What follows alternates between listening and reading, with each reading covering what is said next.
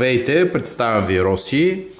Роси е от Русе и единия крак сме го оперирали преди 6 месеца. Сега другия, тук що свалихме конците и исках да кажа няколко думи, защото тя ми каза нещо много интересно след операцията, която при нея беше тежка форма на халокс валгус или спъкнало кокълче, плюс пропадане на напречния свод. След като повдигнахме свода, имаше и манипулация, интервенция на колко? 5-6 кости поне бяха срязани.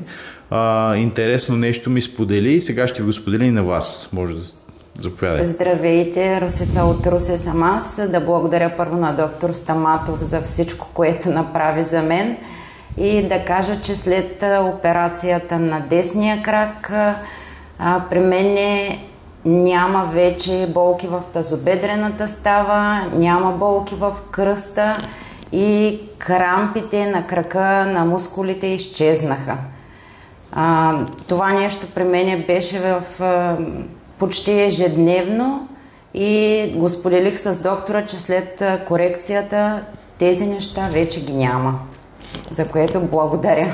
Освен комфорта при ходене и другите неща също изчезнаха. Вече по-лесно си намираш обувки, тая болка няма. Обувките няма я болката, няма омаляването на краката, просто...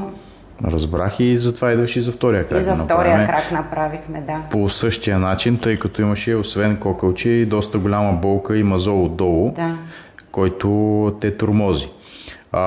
Как намираш мини-инвазивната операция, сравнено с това, което си чувала преди, нали, са ти предлагали, мисля, други операции? Да, предлагали са ми, нали, другия метод, който е с рязането. Аз предпочетох този заради по-бързото възстановяване и наистина не е така.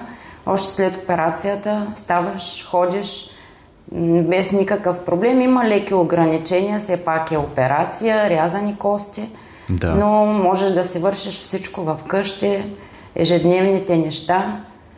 Няма я болката, първите 1-2 дена има болка, която с обезболяващите отминава. Но ти си ходиш от ден едно си ходиш? От първите часове след като мина опойката. Супер. На крак. Много ти благодаря. Този прекрасен подарък е от Роси. Това е наистина един атестат за моята работа и това, което правя. И си го държа тук на видно място в кабинета. Благодаря. Надявам се, че сме били полезни на бъдещите пациенти и на хората, за да ги успокоим и да им покажем, че това е най-съвременният метод в световен мащаб в момента и може да коригираме доста деформации с него, освен кокълчето. Изобщо не се замисляйте.